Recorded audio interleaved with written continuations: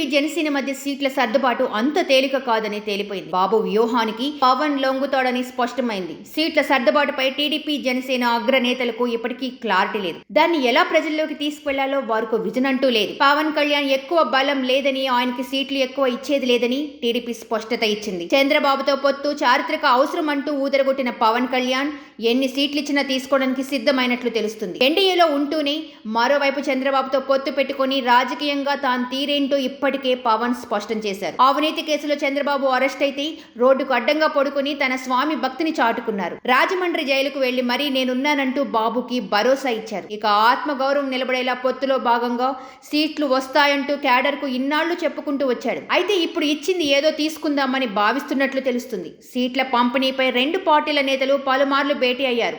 రాజమండ్రి జైల్లో ములాఖత్ మొదలు యువగళ ముగింపు సభ మీటింగ్ ఇలా అన్ని సందర్భాల్లో మొత్తంగా 7 సార్లు చంద్రబాబుతో పవన్ సమావేశమయ్యారు. అయితే పవన్ కళ్యాణ్తో ప్రతి మీటింగ్కు క్రమంగా జనసేనకు సీట్లను తగ్గించుకుంటూ చంద్రబాబు వచ్చారు.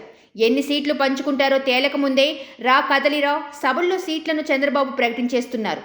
మనకి దక్కేది ఏంటి, మోసపోతున్నామంటూ జనసేన కేడర్ గగ్గోలు పెట్టడంతో పొత్తులో వచ్చే 2 సీట్లను ప్రకటించి తానేమీ తగ్గలేదంటూ పవన్ చెప్పుకొచ్చాడు. తాజాగా మరోసారి చంద్రబాబుతో పవన్ కళ్యాణ్ భేటీ అయ్యారు.